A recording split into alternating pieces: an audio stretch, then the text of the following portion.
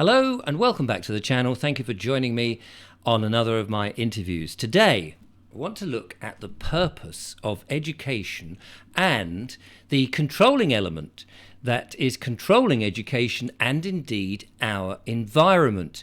And I'm very lucky to have two rather special guests. We have Katherin Armitage and Gloria Moss. Together they have come up with this remarkable book called Light Bulb Moments and the Power of Critical Thinking.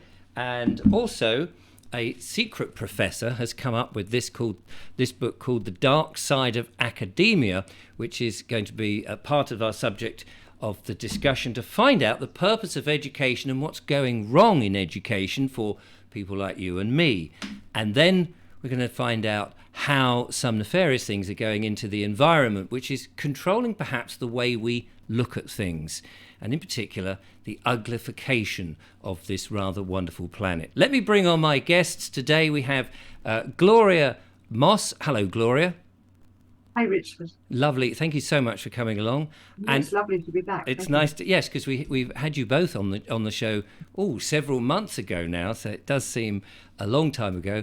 And also Katherin Armitage. Hello, Katherin. Hello.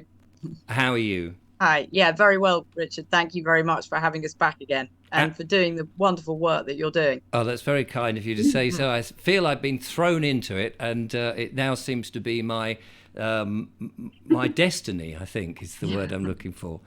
So controlling education and the environment. Shall we start with education? Because I was reading some of this book here by the secret professor, and quite revealing and sort of, now I didn't go to university, but I know a number of people who did, and I get the feeling, and of course we've seen it just in state education at ordinary sort of school boy and girl level, that there's some very strange things going on and things being taught to kids, and we no longer, it seems to me, be questioning things. We're being, if you like, told what to think. Is that true, or have I got the wrong end of the stick there, Gloria? Well, there are many people who would say precisely that education has lost its way. But I guess in saying that it's lost its way, we need to think for a few moments about, well, what is the purpose of education? Right. And there was a big debate, I don't know if you remember this one, way back in 1976, led by then Prime Minister James Cameron, and it was called the Great Education Debate. And he put forward two notions of what education could do. On the one hand, he suggested that it could develop lively minds with a thirst for knowledge. And I see you nodding. That might. Well, I mean, it sounds great to have a thirst for knowledge. But he pitted against that the notion of education as a handmaiden to the economy, so that people who were going through education would be prepared for the needs of the economy. And clearly, these two approaches to education are very different. And the dichotomy at the root of what James Callaghan was saying was never really resolved. Is education there to develop lively minds, or is it there to develop, for want of a better word, cannon fodder for the workplace?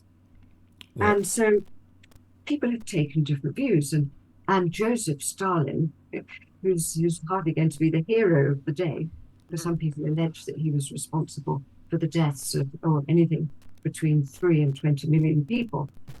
But he it was who said that education is a weapon whose effects depend on whose hands it is in. And whatever else we think about Stalin, I think we very likely agree with what he said. The quality of education depends very much on who's controlling it. So way back, BC, Plato told us that the object of education is to love what is beautiful. He said that in the Republic. Wow, I'm always impressed when we go back to some of those classic thinkers, and here we are in our supposedly sophisticated and intelligent world, and we've either not listened to them or we've not improved on what they say. And it seems to me that Plato is absolutely correct. I think aesthetics and beauty is so life enhancing. Why would we not want to do that? Well, quite. On the other hand, Voltaire told us, 18th century French writer, that in order to learn who's really ruling over you, all you have to do is look at what they're trying to keep from your attention. Right, yeah. And so at the time that Plato was alive, as we all know, Socrates, who was going around educating Athens' youth in critical thinking, in fact, he said that a life without investigation is not worth living. We know that the authorities in Athens thought he was a force for evil, and they executed him. And they didn't like the fact that he was waking up young minds. So all was not perhaps as well as we might have hoped from that quote of Plato. And we know that the state can, of course, use education to control young minds, because young people are at their most suggestible, are they not, when they're young? And that's why the question of what young people are taught is so enormously important. Yes, I mean you're controlling that whole nation, are you not? I mean, particularly with state schools where you're rolling out a curriculum that is, again, this sort of top-down. This is what you're going to learn for every region in the country. And if there's one thing I know about travelling around the country, I mean, if you just look at the architecture for one thing, or in the geology, is the beauty of this particular nation in England and Great Britain, is it's every area is different. And I would like to think that the education, therefore, for those people in their locality would be different. But it does now seem that we have a very tight glove that everybody's got to fit in, and you wonder why that is. Very tight glove, and it's called the national curriculum when we come to school education. And if you look at the national curriculum, the words critical thinking, which you might think would be on every page of the national curriculum if you thought that education was there to develop lively minds, is very hard to find. In fact, you'll only find it in relation to 3 disciplines, and that's history, art and design, and citizenship. Otherwise, it's completely absent. And that's interesting as well, isn't it? With regards to the critical thinking book, we have a chapter in here from Matthew Ehret, who was in the art and design world.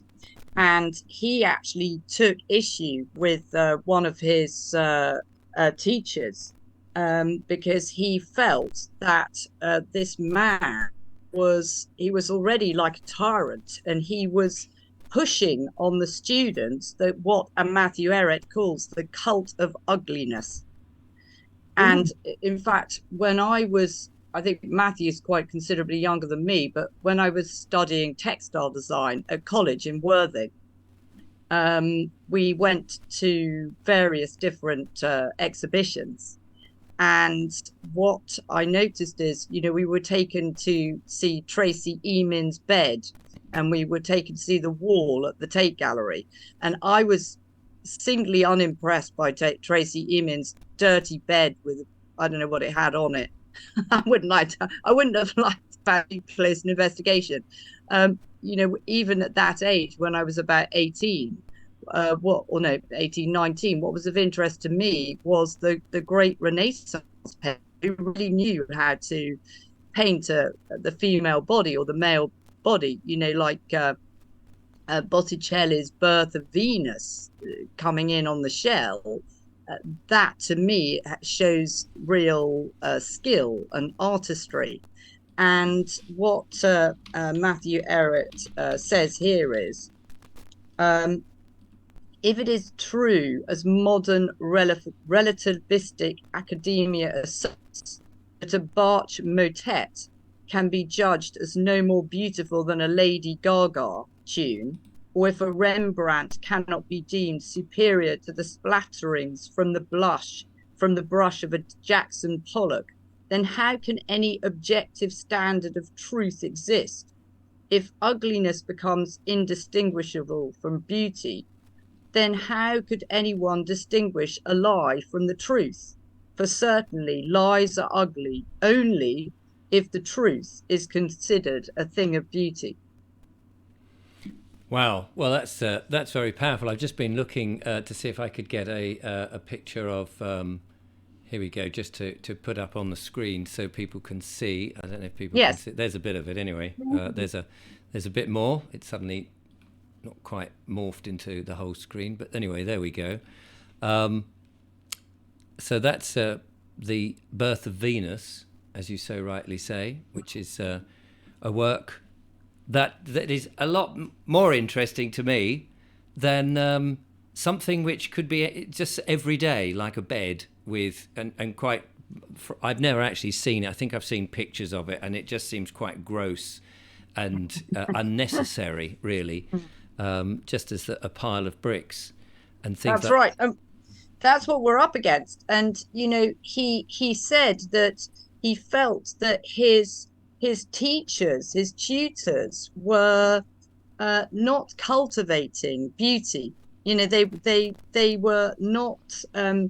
And he felt that the society's moral attitudes and cultural standards were being affected again by the teaching that they received from these sort of Gestapo type people.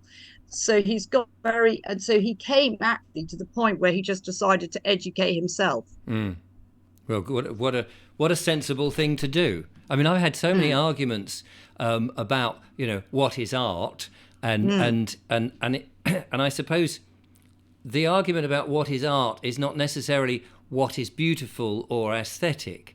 And when you talk about architecture, for example, and we saw that period in which brutalist stuff came in, and these concrete, rather grotesque buildings, and the multi-story car parks, and over at the South Bank as well, and all of that. And I worked at the South Bank for a very short time as a security guard at the the concert hall there. What's it called? The Queen I can't remember. Queen Elizabeth Hall. Yes, that's it. Yes, yeah.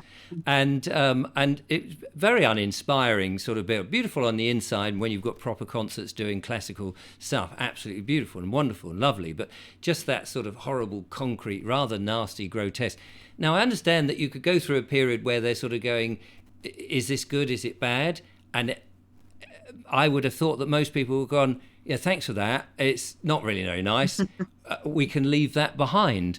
But it's almost as if, no, we're not allowed to leave that behind. And actually what they're trying to make us leave behind is the beauty and the aesthetic and the pleasing things. And you see that reflected in architecture across the land, where you've got these cookie cutter type houses and housing estates with mean windows, no adornments, and all pretty much the same. And they remind me either of lunatic asylums or prisons. And I'm sure anybody who's just bought one will not thank me for saying that. But when you look at some of the beautiful, the timber frame stuff from the Elizabethan times, which wasn't really designed to be aesthetic, it was just lovely, natural materials. And then the Georgian and Victorian, to a degree, and then suddenly, and even 1920s Art Deco had some fantastic design. And then after the 40s, suddenly it all falls apart. It's true. It's very true. We went to Oxford the other day for a 5G event, and it was amazing driving around Oxford because it's got so many different styles within such a small area. And some of the older buildings seem organic to me, and I think they were organic, and they took such trouble to build everything that they built in those times. I mean, where Gloria lives is actually really beautiful, and it ties into what we wanted to say about the tennis courts, doesn't it, Gloria? Because she lives in an beautiful area of conservation. Yeah, should we talk about that now, or should we talk Well, about what- it? It seems quite appropriate because it sort of fits in with what you were saying about architecture, Yeah, well, Richard, it if does. that's Yes. okay. And Mm. well, it came to my attention just yesterday that the LTA, the Lawn Tennis Association, has been planning for a couple of years to um, revolutionize the world of tennis in parks in this country. And together with the government, they have a budget of 30 million to upgrade courts in parks across the country, which all sounds wonderful, doesn't it? I mean, what could be Until you nicer? see What their plans for these courts. Right, I was going to say, what I could be believe you've got nicer a than picture there. lawn? I was going to say, what can be nicer than lawn tennis? I mean, it's in the title: lawns, beautiful grass, tennis courts, and people playing, and that sound of the ball clicking across, and all of that. And in parks where it would be obviously very natural, easy to mow the lawns and keep them up, like the old bowling greens and things like that. But I have a suspicion, Gloria, that it's not going that direction. What I've seen, they plan the same design court countrywide, and I think your listeners will be somewhat aghast to see the colours that are planned. Well, you've sent me a picture. Let's have a look. So you have the surround of the tennis court. I mean, you can see the green there of the actual marked out tennis court, but then the outer boundary where the fence is this very lurid blue that I think you've given it a name. Lamborghini, that's it. Yeah, Lamborghini blue. But it's very stark, isn't it? I mean, I don't know, it's supposed to reflect the sky or something, but it is a very in-your-face blue. It's not subtle, doesn't blend into the park area that you can see behind. And you say this is going everywhere. That is the plan. That is the plan. But and I think today may be a good day on which to say, do we accept this plan? Or do we locally or nationally say, actually, no, thank you very much. We don't want the local parks covered in that Lamborghini blue. And I have a local park in the area I live in, which is a conservation area. It's called Hampstead Garden Suburb. It was designed, as the name suggests, as a leafy green suburb area, arts and crafts kind of style. And there was a lady behind this called Henrietta Barnett. And you can see the feminine, I think, in an awful lot of this area. So there isn't a single straight road, for example. All the roads are slightly windy, and none of the streets have the word road after them. They're close, or they're away, or they don't have either of those two words. But the word road, is avoided altogether. Now, to put those courts with the Lamborghini blue into the local park here, which has four tennis courts in a very poor condition at the moment. They're all green, however, so you can sort of overlook them a bit when you're walking. But to put those courts into this local park would, I think many people would say, destroy those parks. And we would hope that the people running the conservation group in this area would put up a good fight against this proposal. Who knows whether they will or not, but ultimately it's down to the people, is it not, to decide if they want their local parks draped in that ghastly blue, which doesn't blend in with the surrounding green, as you said, Richard. I think, I mean, what you just said there about the older parks, they've been there for some time, older tennis courts, they've been there for some time, and of course anything new is going to start to degrade, whether it degrades over 20, 30, 50 years. And unless you're completely on top of these things and painting in where something's degraded. So if you've got something as lurid blue like that, as soon as it starts to degrade, it'll start looking tacky. And that's where, if you had something green or black or brown and it starts to degrade with the natural colours around, it's not as noticeable. But that will start to look shabby pretty quickly. And so as well as having sort of this very bright colour, I mean, I don't know whether a colour theorist has gone in and said, well, actually, if you have it blue, it improves your game. I don't know if there's any psychology to any of that. And then at least that's an argument, isn't it? That would be an argument for having it because it makes you want to play. But if it's just for the sake of, I don't know what, why that colour and that colour alone? Gloria's got some interesting points on that with regards to gender and the different preferences for genders. Oh, yes, Katherin. Well, I spent a little over 20 years looking at designs created by men and women and preferred by men and women.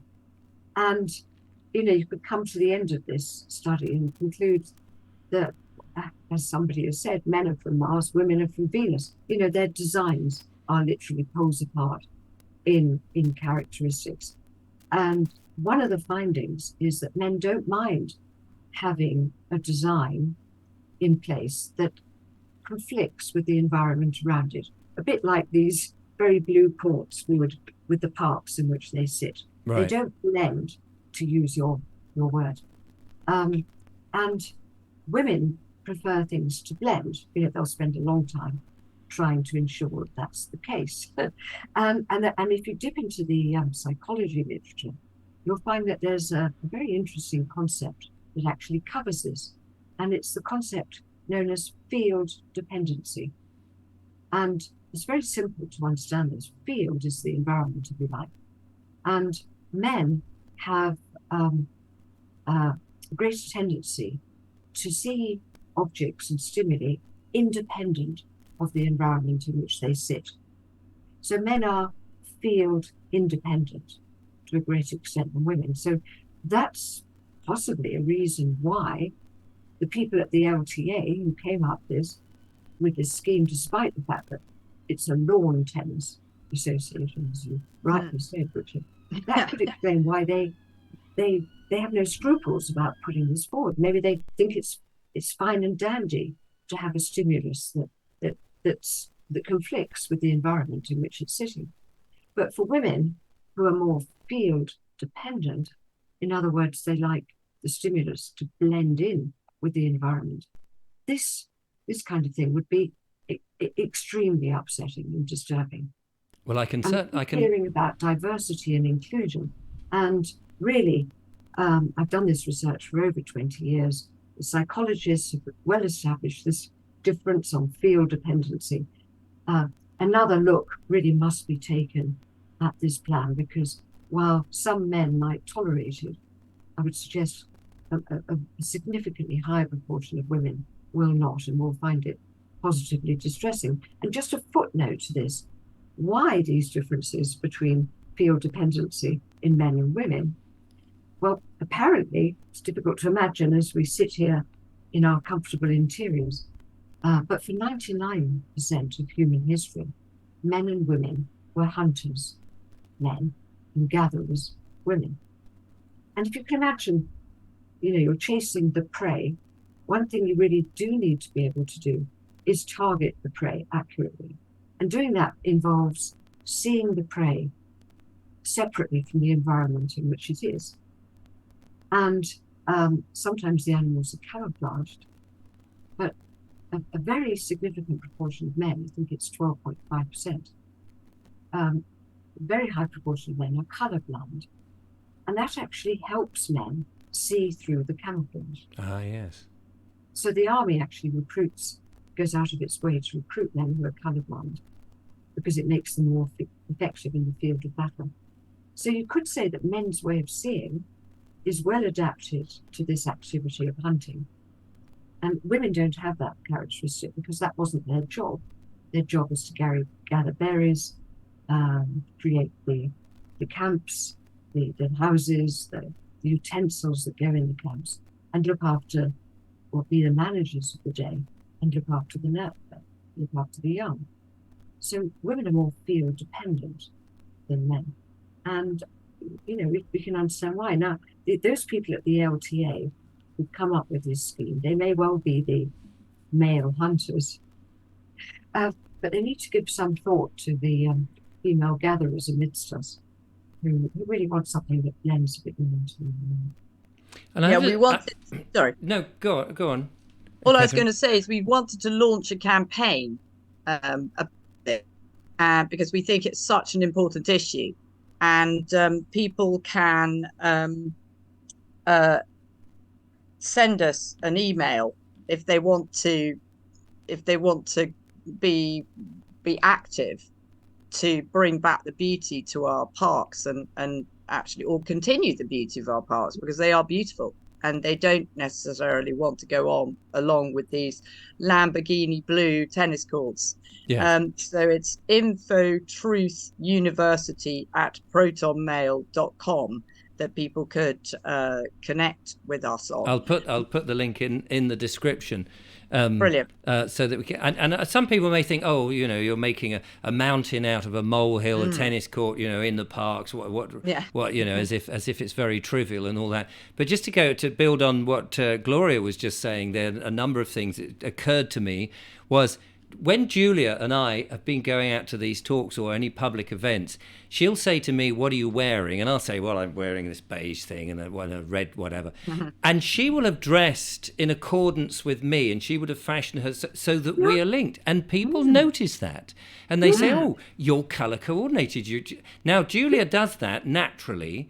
And I, it makes us both stand out and look good and all of that, which is very lovely. The other thing I was going to say that I think is still true, having been, and to a degree I'm still a bachelor because I live on my own, although Julia stays with me a lot. I know that if and when Julia move in together, she will be the one who'll go, right, okay, well, we need to do something about the decor in here, because blokes will put up with their environment and not to worry too much about it, apart from perhaps when their mothers come round or things like that, when they go, I better just sweep the floor or do something. Yes. Because blokes will be more utilitarian about things. They'll just get on with things and go, well, I've got to do this, I've got to do that. Now, of course, not all blokes, because some blokes are more feminine than others and will have a much more interest in textiles and things like that, of course. And I'm just giving a very basic sweeping statement. So I absolutely get what you're saying. And if it's a bunch of hard-headed blokes making a decision for those tennis courts and or other things that are coming into the environment, then it's a very one-sided thing. And the final thing I was going to say is, we've seen so much of these stark-coloured hoardings and things in our shopping, in our high streets, from the hoardings on shops. And you look above and you see some beautiful weathered buildings from Victorian, Georgian, whatever, and then you see this awful plastic, massive, great big plate glass windows with a big brand name and a logo and a corporate identity, and it jars. The trouble is, the younger generation, and I was young once, don't seem to notice that. They just accept that's part of the environment. And if aesthetics is being slowly taken out of our environment, it's something that they just will never experience. And that's the controlling issue, I think, that we're trying to understand. It is. I think you expressed it earlier, Richard, just before we came on, which is everything's becoming artificial. Yes. I was showing you this article from Brighter Times magazine about the AstroTurf. I'm going the wrong way. And the playground, which is completely covered in AstroTurf and has these very brightly coloured play toys, as opposed to an aesthetic wooden, an adventure playground in the forest with lovely walkways and ropes that kids can swing on. And I think that this everything artificial is where we're headed, and it's what David Icke would call the totalitarian tiptoe. At the beginning you don't really notice it. Yes. And you think that people are sort of like the 15-minute cities, that it's all a rather good idea, that it's lovely that people are investing in tennis courts, and of course it is. I'm a very keen tennis player, and I remember the aesthetics of Tunbridge Wells Tennis Club when I was a kid and going there. It really was a lawn tennis club. They probably had 20 lawn tennis courts. And it was a beautiful environment with all the trees all the way around. And what I'm thinking is that this field dependency, it actually shows up through education, because school uniforms are taking people out of their field dependency. Children are not allowed to express the way that they would naturally dress and the way they would naturally flow, which I think would make children a lot less rebellious.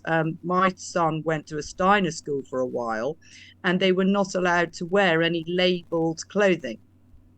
They had to come, with their own style of clothes. So I think that the Steiner education system had thought about that.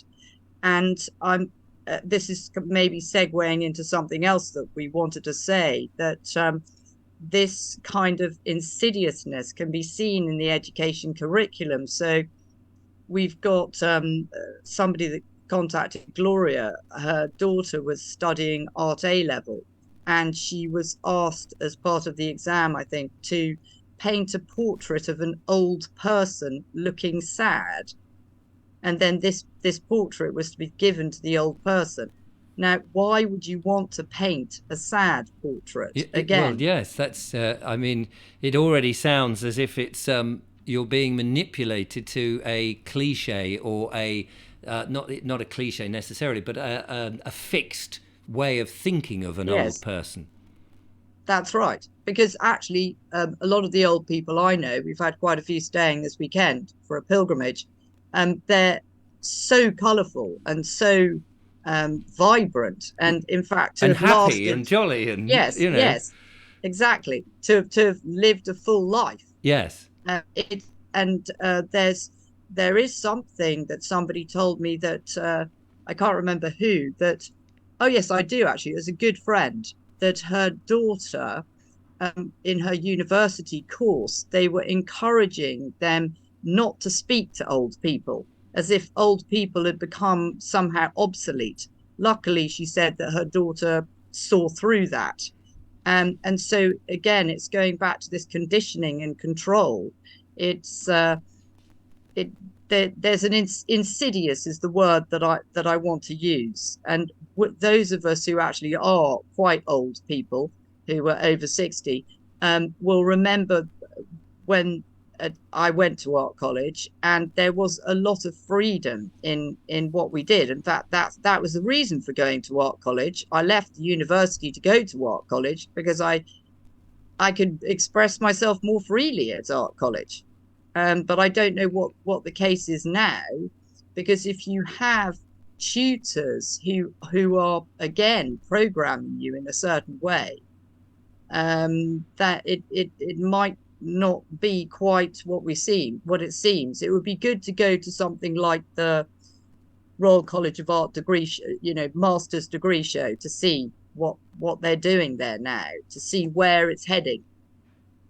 So, Gloria, let me ask you this then, because we spoke at this at the beginning about the controlling nature and the sort of almost narrow band that they're trying to teach children, and just from that example of the AstroTurf, in which it seems to me that, this use of bright colours and things seems to be dumbing people down, instead of having a palette in which you can see a whole array of colours, because our eyes are an amazing thing and we perceive those different shades of colour. And it's almost as if we're not supposed to see that anymore. We've got these two things. What are governments, education bodies frightened of, if I can ask you, Gloria, this, by wanting to control us and not letting us have critical thinking or be able to sort of think more clearly for ourselves? Oh, well, there's a whole world out there that perhaps they would rather people weren't aware of. And it seems they go to great lengths to keep people away. Just 2 years ago, I decided to look at what was going on in secondary school textbooks, for example.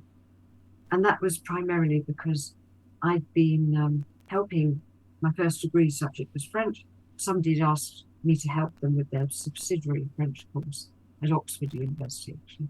So I was delighted. I thought, here's an opportunity to update my otherwise quite rusty and certainly not digital French. I hadn't learned any of the digital vocabulary when I was doing my degree. So off I went.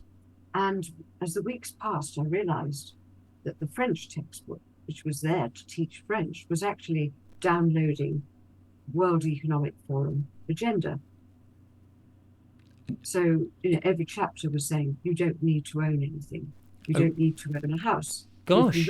And they were sort of shoehorning that philosophy into a French lesson where you're just trying to understand. Oh, Yes. hello, bonjour. Yes, bonjour. Comment ça va? Yes. And it's You don't need to own anything and you will be happy. And it actually, yes, you don't need to own anything, you can be happy. This was being shoehorned, as you say, into the French textbook. So I came away from that thinking, my God, what are they doing in the other textbooks? So some people, local people, very kindly came to my house and gave me a load of school textbooks. I had this big pile of school textbooks, which I went through and I wrote a report. And well, what can I tell you about these school textbooks? If I just give you some snippets, and incidentally, there are about 35 million children who go through school in Britain over a 10-year period. So that's the 35 million children who go through school in a 10-year period. So that's the potential audience. Yes, school massive. It's the same size as the mainstream newspapers. The mainstream newspapers in a single year. Huge amount of indoctrination there. Huge. So here, if I just give you some snippets. Here's a book, and this is 2008. And the textbook was published by Heinemann Publishers, and the title is Go Science. Sounds good, isn't it? Go Science. Go Science. And it's was aimed at pupils who are aged 11 to 14. This is what it said about sources of information, because there was a section guiding children on which sources were reliable and which were not. I'm just going to read it verbatim. If the science is being reported on a national news program or in a major newspaper, then the reporters will probably check the information. I see you raising your eyebrows. That's good, yeah. I love the word probably. I think they forgot the word not afterwards, didn't they? Yes, they will probably have checked the information to make sure it is correct. Yes. Information on the internet isn't always checked. If you come across websites with the words alternative, alt, or unofficial in their addresses, then the information may not be correct. Now, that was being fed to children already back in 2008. And many of the books I looked at, and I looked right across the curriculum, from humanities to science, to economics, to geography, to history. You can imagine what fun this was. They're actually littered with information. I'm sure you can predict this on climate change, man-made Yes. Every page in a science or geography textbook. These are man-made climate change. Vaccinations. If I just quote from a GCSE science textbook from 2016, this is published by CGP, which is one of the bigger publishers of school textbooks. This is what it says: vaccinating people and animals against communicable disease means that they can't develop the infection and then pass it on to someone else. So there's no reference to any of the evidence that contradicts that. No.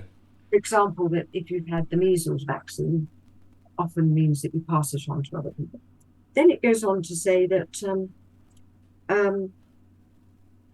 epidemics, this was in 2016, epidemics can be prevented if a large percentage of the population is vaccinated.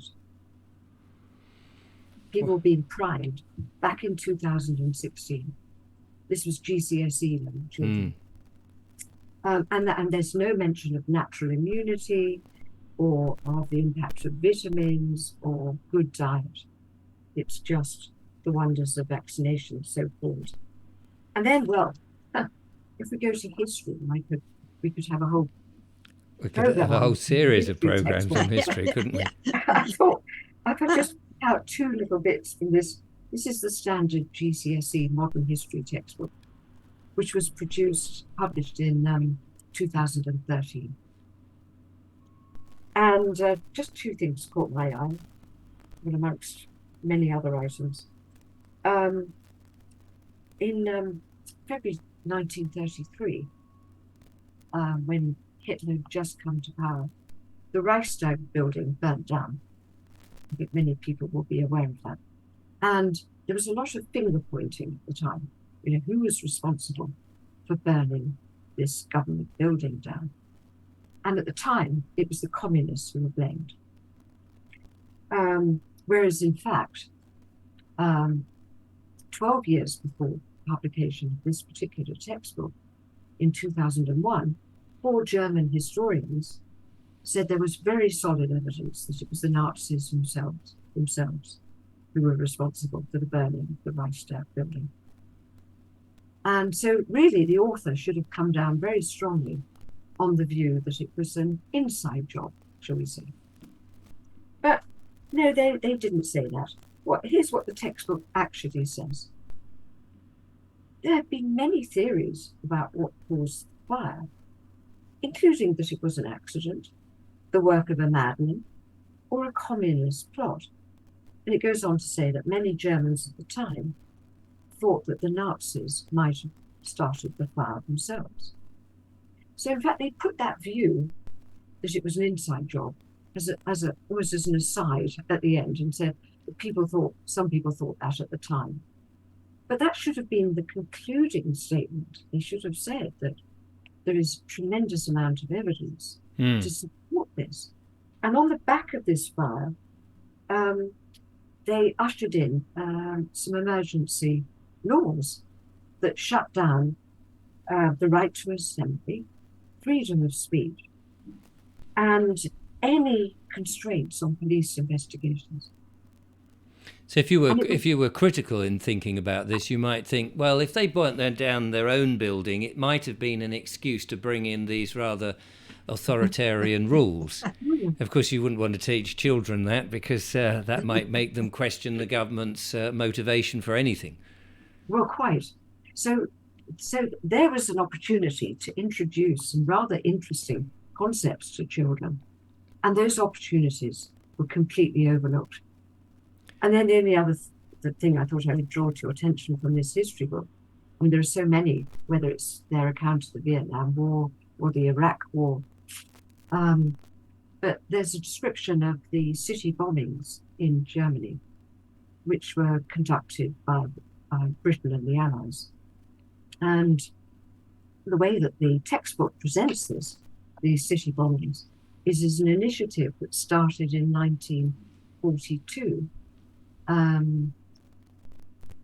under the auspices of the Allies.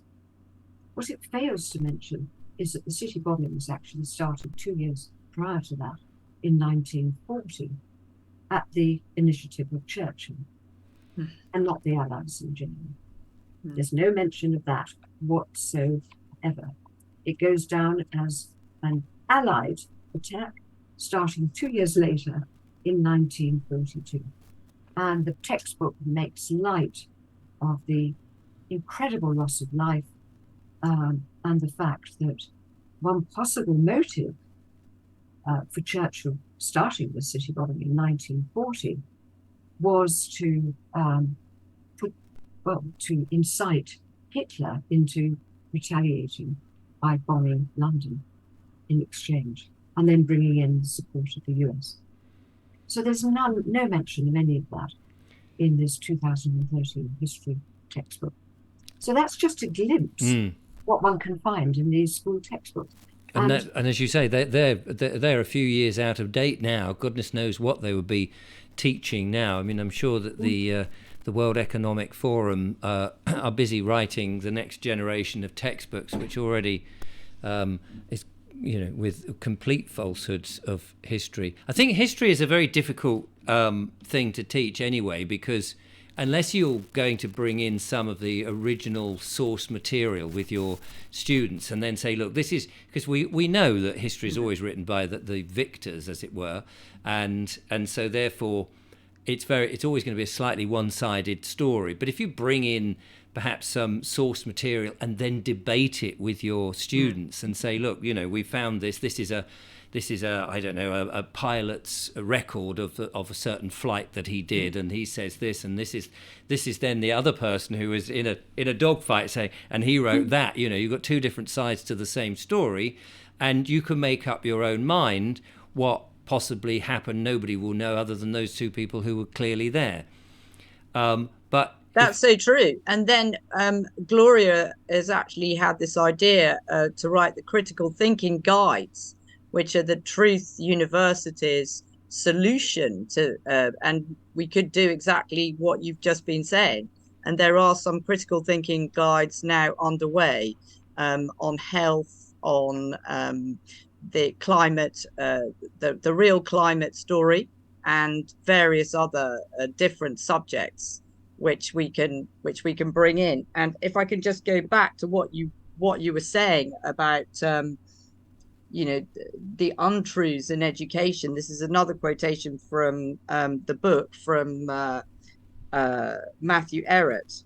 When ideas of a truthful character are put into action, we find the universe responding by giving humanity greater potential to sustain a greater number of people of even higher quality as they make and apply new discoveries that bring about scientific and technological progress. That's interesting, isn't it? That's interesting. So, yes, and it's like the more truth there is, and Gloria came up with this beautiful quotation from Keats, from Ode on a Grecian Urn, which ties in with the history theme. Beauty is truth, truth beauty.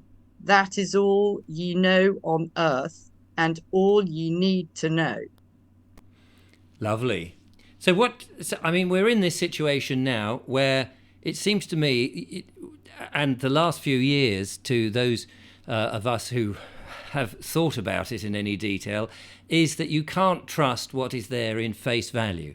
We know that the mainstream media have applied one story, and we've seen how actually that's now falling apart, even though they won't admit to it. And the government the same, applying one story to one science, and all logic has been thrown out of the window, which surely must make people a lot more suspicious about a whole plethora of things that we're told is fixed, like all the textbooks that you've just been mentioning, and a sort of, this is the only way to think about things.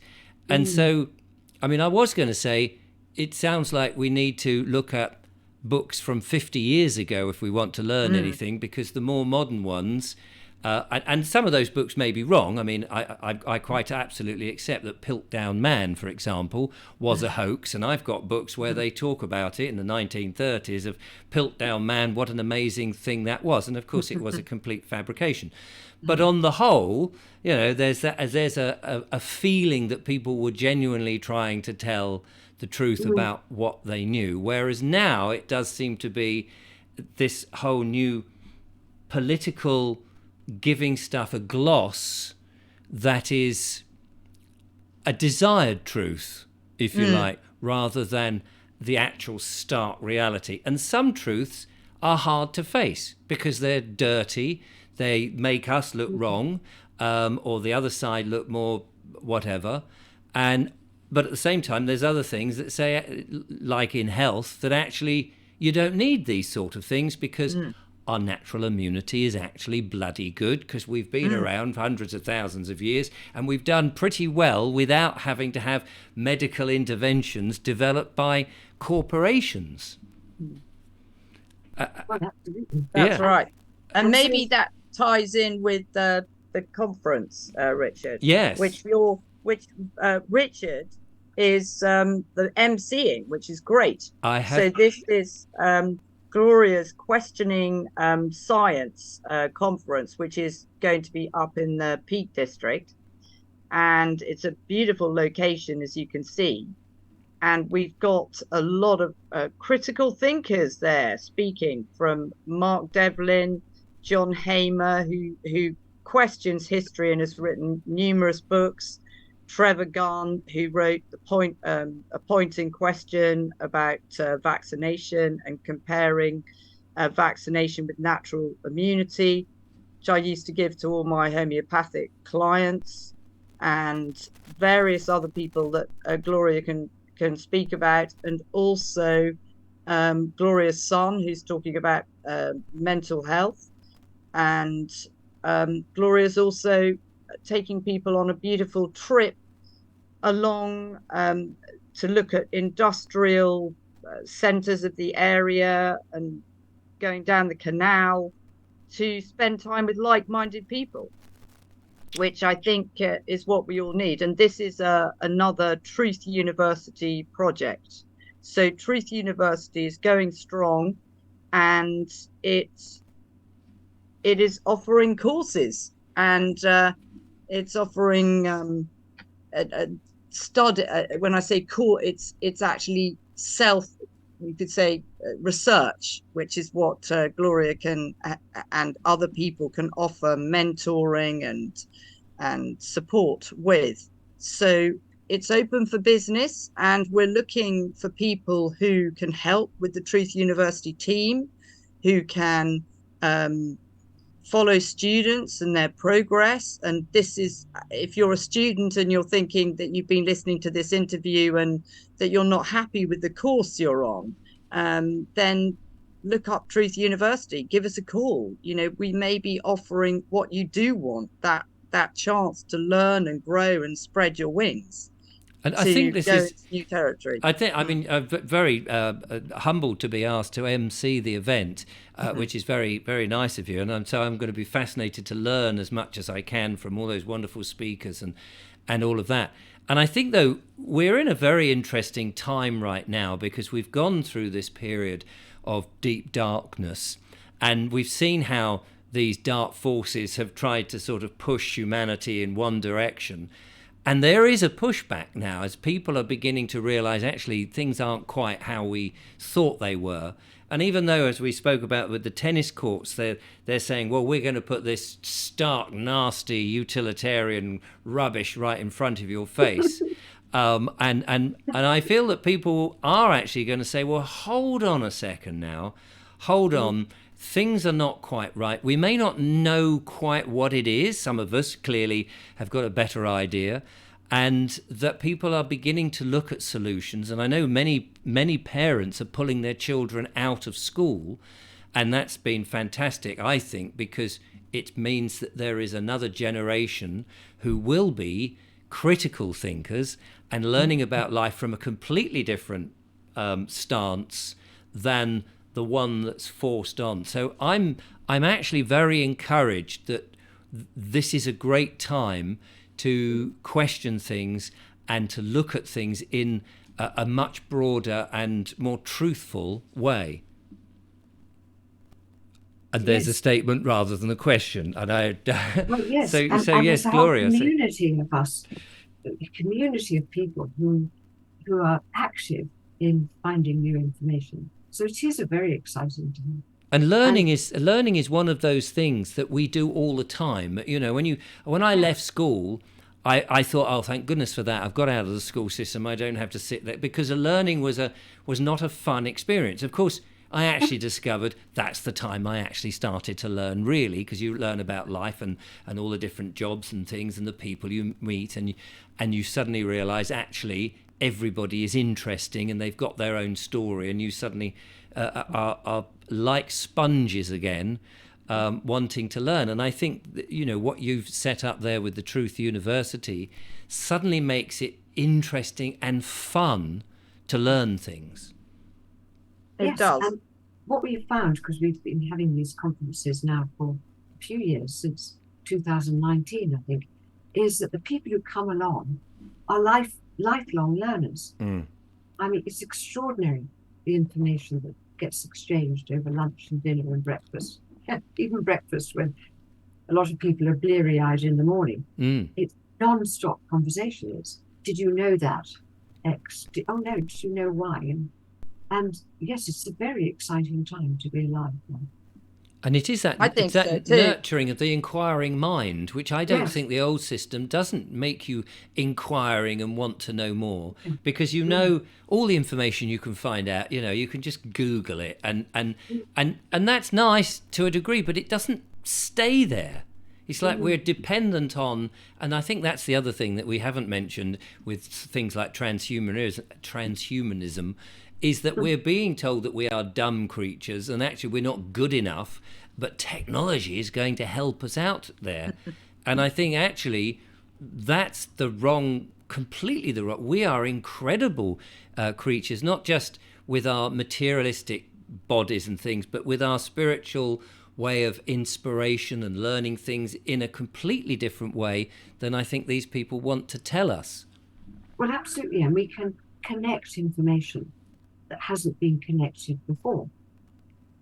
So, for example, we haven't really had time to talk about it today, but this book that Truth University published, called The Dark Side of Academia, How Truth is Suppressed. And if anybody is interested in this or the other book or the conference, do get in touch with Truth University at info@truthuniversity@protonmail.com. That's info@truthuniversity@protonmail.com. And we'll send you the books, so just email us. This book talks about, for example, the Great Fire of London, which up until, I think, 2019, which is a span of hundreds of years since the fire of 1666, had always been put down to negligence on the part of Thomas Farrier in Pudding Lane. I mean, were we not all taught that story? Yes. Primary school. But actually the smoking gun was the discovery of melted pottery in Pudding Lane. And that melted pottery had been burning at temperatures as high as 1,700 degrees Celsius, which is several hundred degrees higher than pottery would normally melt at. Especially in just That an is a ordinary fact. burning timber frame building. So there Yes. was some engineering of that fire. And there's a great deal more evidence besides, all of which is described in this Yes. book. I mean, I remember reading that, and it was fascinating because I hadn't heard that story at all, because you just get the story, there was a fire and it passed along, but the wind was in the wrong direction. And, there's all these sort of little anomalies which you would go, oh, hang on a minute, maybe this isn't quite as clear cut as it's. And of course, because of the distance of time, you think, oh, well, that's, it's just historians have marked all these things down. But I think you said that all these things are in different diaries and different reports. And then when you actually collate the information, you go, that's just counter to the narrative we're told. So, yes, and it also ties in with the Sesquivy Trust, because that was came in 1666, and it does look as if the whole thing, it's a bit like the other story we were telling earlier, the Reichstag building, that it was done on purpose to get rid of all the old properties, and to, everybody had to pay. They had to pay for the repairs of their buildings, even if they were tenants. yes. It completely, it really, really knackered the people at that time.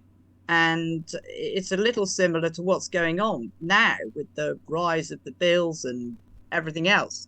But I agree with what you were saying earlier. We live in these incredibly transformational times, and we can actually use this adversity as an opportunity.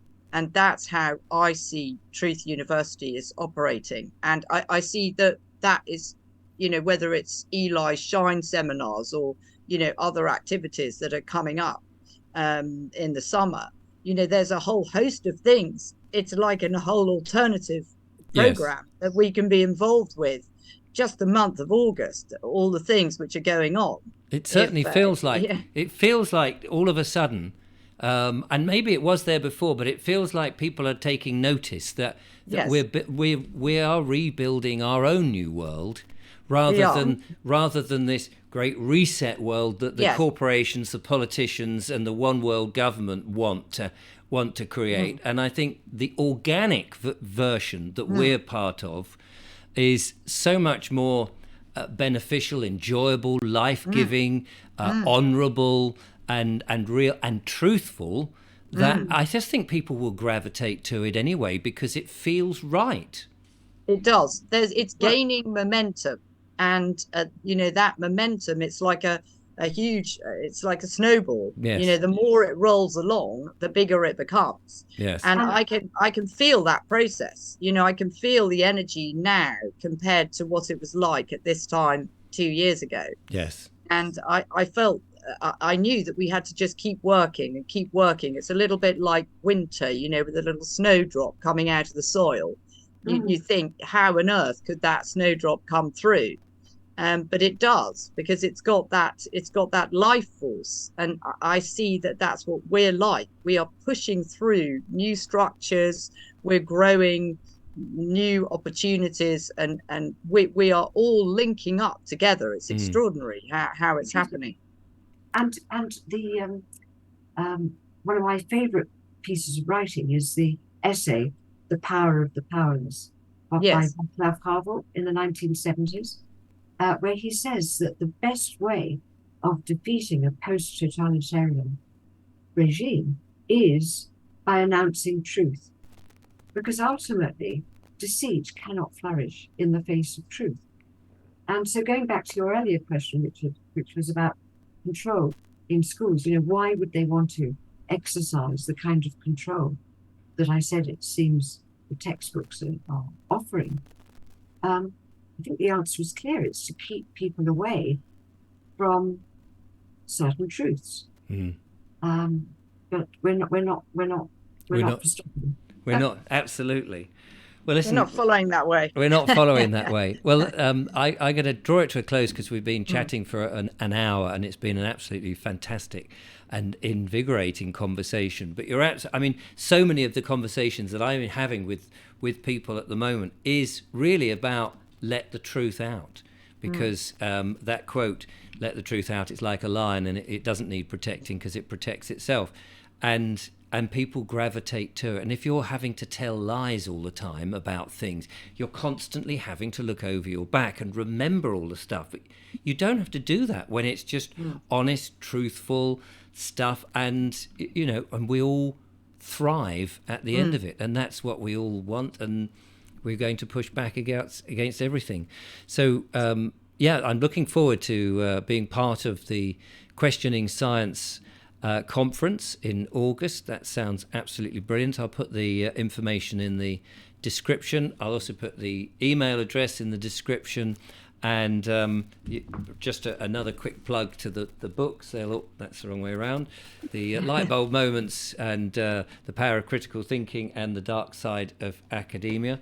And also, I think, Gloria, you did send me a book that was about the men and women in design. I didn't bring it up. I can't remember what the title is, but the title is "Why Men Like Straight Lines and Women Like Polka Dots." Yes, and because this is another difference, that men tend to like clear, undifferentiated surfaces. Yes, whereas women prefer a lot of detail. Yes, so maybe that. The women's propensity for detail is a function of their having been gatherers, that their eyes are attuned to fine detail.